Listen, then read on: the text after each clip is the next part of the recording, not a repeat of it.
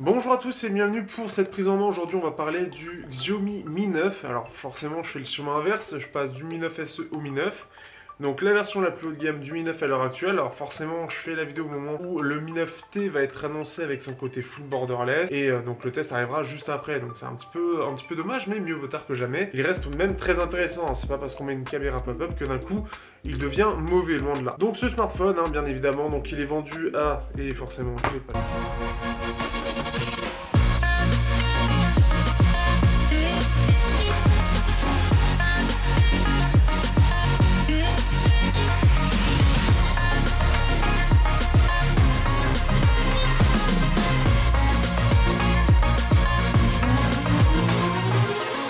Bonjour à tous et bienvenue pour cette nouvelle prise en main. Aujourd'hui on va parler du Xiaomi Mi 9. Alors forcément je le présente au moment où on parle du Redmi K20 qui va être en fait le Mi 9T chez nous avec la caméra pop-up, et ça va être surtout la principale différence par rapport à ce Mi 9 avec aussi la batterie. Mais globalement on va conserver la même chose.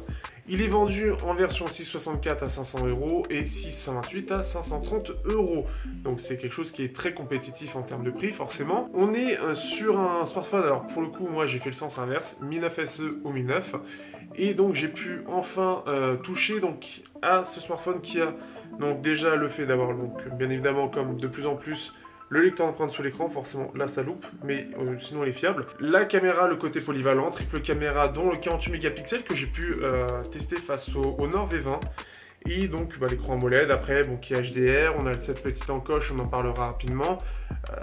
Et après c'est un Xiaomi, donc c'est 60 pouces au niveau de la surcouche, ça ne change pas. Donc on va parler globalement de la prise en main, alors forcément par rapport au Mi 9 SE et globalement par rapport à un smartphone classique, la prise en main est plutôt bonne, même si les tranches sont un peu fines.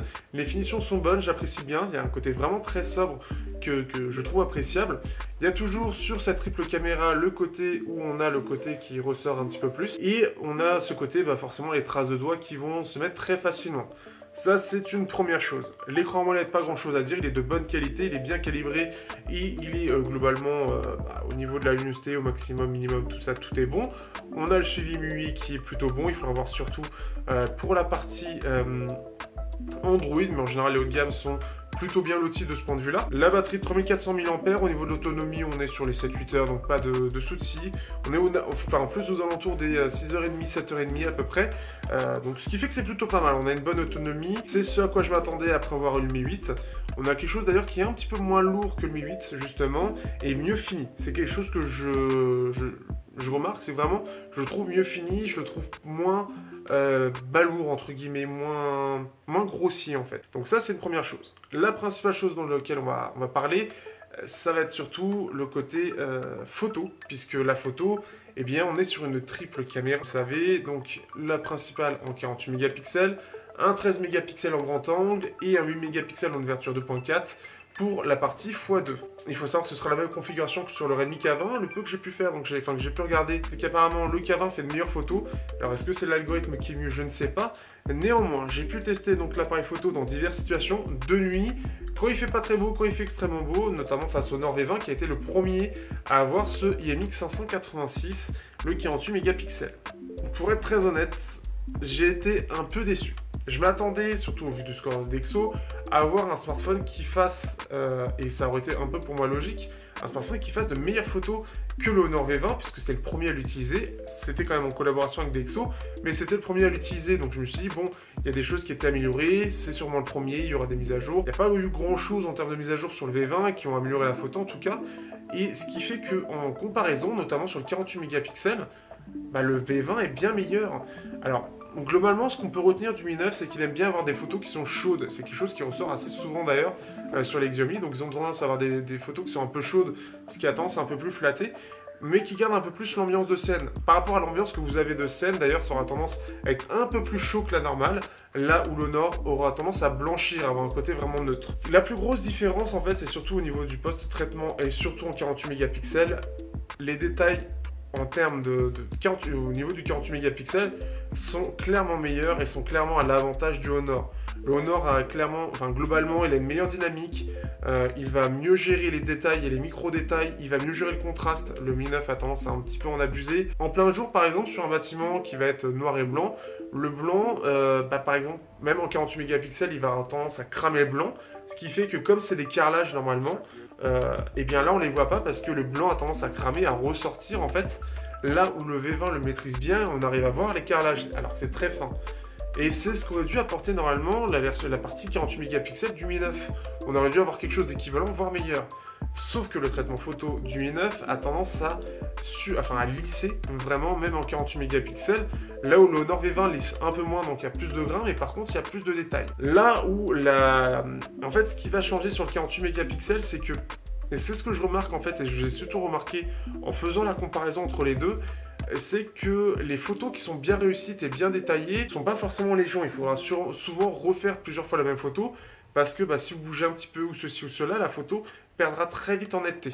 Il faut vraiment être très stable. Ça a l'air tout bête, mais dès que vous bougez un peu, en fait, les détails se perdent beaucoup. Pas autant que si on était en 12 mégapixels, mais ils se perdent beaucoup. Ce qui a été le plus étonnant, c'est que, ayant en plus de ça un objectif stabilisé, je m'attendais à ce que le côté stabilisé de nuit fasse du Mi 9 quelque chose qui soit bien meilleur. Je me suis dit, de jour, bon, il est meilleur, c'est assez étonnant, mais bon, ok. Mais de nuit, vu que le Honor n'est pas stabilisé, mais que le Mi 9 si, normalement, et surtout avec le mode nuit, il devrait s'en sortir mieux. Encore une fois, le lissage fait malheureusement un peu trop bien son travail et lisse un peu trop, ce qui fait qu'encore une fois, le Honor fait mieux. Le mode cliché nocturne, même là, il fait mieux, alors que je n'aime pas les modes cliché nocturnes des Honor, puisqu'ils ont tendance en général à faire le côté, avoir ce côté justement assez lissé par rapport à une photo classique, et en mode pro, on arrivera à quelque chose de bien meilleur. Ici, Mi 9 lisse beaucoup trop. Et de nuit, surtout le cliché nocturne, on voit clairement beaucoup de petits défauts que le Honor n'a pas. Alors pourtant, il n'est pas stabilisé, il n'a qu'un seul capteur, même ça a été amélioré par Dexo. Et puis Honor n'est à la base pas vraiment très bon sur le côté photo, dans le sens où ils s'en sortent bien en général, ils sont plutôt bons, et ils ont des bons scores, mais ils n'ont jamais été les meilleurs. Là, quand on a le score Dexo, le retour de différents tests, clairement je suis déçu. Je suis clairement déçu de cette partie photo. Alors après, vous avez la partie vidéo, vous avez la 4K qui, elle, est présente et stabilisée, donc pas de souci. Vous avez le grand angle qui est plutôt bon. Et vous avez aussi le zoom en x2 de 8 mégapixels en ouverture 2.4. Et là, ce qui est étonnant encore une fois, donc le Honor l'utilise pour le zoom x2, donc il se met en 12 mégapixels, et le x2 est toujours en 12 mégapixels. Ce qui est très étonnant, c'est qu'il arrive à faire des photos qui sont bien détaillées, c'est-à-dire qu'on a vraiment l'impression d'avoir un vrai x2. Et comparativement au Mi 9, en fait, ce 8 mégapixels en ouverture 2.4, qui n'est qu'en x2, il arrive à produire des clichés qui sont légèrement meilleurs. Et encore, ça dépend des conditions. Si on est bien stable avec le Honor, on peut avoir quelque chose qui est équivalent. Donc ce zoom de 8 mégapixels, il aurait pu être fait pour plus, un x3 par exemple, pour compenser, avoir un x2 en 12 mégapixels sur le principal, puisqu'il est clairement possible de le faire, et ensuite avoir ce x3 avec le 8 mégapixels pour gagner en détail sur des sujets encore plus loin, ou ce genre de choses avec une meilleure perspective. C'est quelque chose qui est dommage, et pour le coup, je vous avoue avoir été très étonné. Il y a quand même le côté plus polyvalent du 13 mégapixels qui est présent, mais je vous avoue que je ne m'attendais pas du tout à ce que le Mi 9 se retrouve à chaque fois derrière le Honor. Alors après, encore une fois, ça dépend du moment où on prend la photo. Si on est bien stable, si on est un petit peu moins stable, etc., ça peut vraiment jouer, que ce soit du Honor ou le Mi 9. C'est assez étonnant. Pour une même photo prise à genre 30 secondes d'intervalle, le temps de bouger, de revenir, refaire exactement le focus au même endroit, etc., on n'aura pas le même type de détail. Vraiment, on va voir quelque chose. Les arbres, par exemple, c'est la photo que je prends au niveau de la gare, vous avez l'antenne au loin. Les arbres auront une toute autre netteté quand la photo est réussie ou non en 48. En 12 mégapixels, le Honor, qui pourtant est pour moi pas très bon, là il fait pas mieux. J'ai comparé aussi au Meizu 16e, pareil, il ne fait pas mieux. Bon alors vous l'aurez compris, et c'est notamment aussi le cas quand même pour le Mi 9, c'est qu'il est très photophone, donc il est axé sur le photophone. Les finitions sont bonnes, l'écran est plutôt bon. Vous n'avez pas de jack, vous avez un adaptateur, mais par contre ils ont mis un DAC, et ils ont mis le même DAC que si je me gourre pas, j'ai 1 minute à peine pour vérifier, on a droit à, et je n'ai plus, mais on a droit à un DAC qui est un DAC que j'ai déjà vu plusieurs fois et qui est pas mauvais du tout, mais je ne sais plus pour le coup où je l'ai vu, et je vais essayer de le retrouver avant le test. mais qui est un CS35L41 de chez Cirrus Logic. Il me semble que c'était dans des Galaxy. Je suis pas sûr, mais je crois que les Galaxy S, les anciens Galaxy S utilisaient ça, et donc ce qui fait que c'est un amplificateur de qualité. Donc on a un son qui est plutôt pas mal. J'étais assez étonné, parce que pour le coup, par contre, Xiaomi n'est pas forcément bon dans la partie audio, mais là pour le coup ils ont fait des efforts et ça se ressent déjà, ça se ressentait avec le Mi 9 SE, ça se ressent aussi là. D'ailleurs ils ont d'ailleurs le même DAC entre le SE et celui-là, enfin le même ampli, le CS35L41, donc ce qui fait que c'est pas mal du tout et c'est quand même appréciable. Et c'est là où c'est un peu étonnant, encore une fois, on améliore la partie sonore avec un ampli, mais par contre on enlève le jack. C'est quelque chose que j'ai du mal à comprendre et que j'ai toujours du mal à saisir. On t'enlève une option pour la mettre et la fusionner avec une autre option, ce qui la rend moins pertinente, mais on t'améliore quand même cette option. Je pige pas le monde de la tech à l'heure actuelle avec le jack. Bref, par contre, toujours pas de stéréo, forcément il y a des concessions qui sont à faire, là c'est sur la stéréo. On est sur un haut-parleur qui est plutôt correct en termes de son, mais surtout quand on a un haut-parleur aussi large, en tout cas montré comme aussi large là-haut, je suis sûr qu'il y avait quelque chose à faire avec le double haut-parleur. Mais à mon avis, ils ont dû prendre un haut-parleur assez basique en haut, ce qui ne permettait pas d'avoir un haut-parleur très intéressant, ou alors de le mettre dans une autre gamme, et c'est notamment normalement les Mi Mix qui ont droit. Donc je pense que c'est aussi pour garder cette cohérence là, ils sont déjà tellement proches, forcément il faut bien trouver des petites différences par-ci par-là. Avec le Mi 9T ça va être encore plus compliqué. Je pense que j'ai fait le tour du produit, j'espère que cette prise en main assez complète, notamment sur la partie photo, vous aura plu. Je vous dis à bientôt pour le test de ce Xiaomi Mi 9, donc ce sera sûrement d'ici 1 à 2 semaines.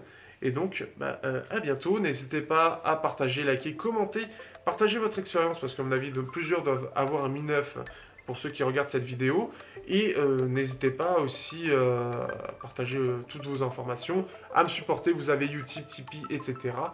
Bref, merci à vous, merci aussi aux tipeurs bien évidemment. Et on se dit à bientôt pour un prochain test.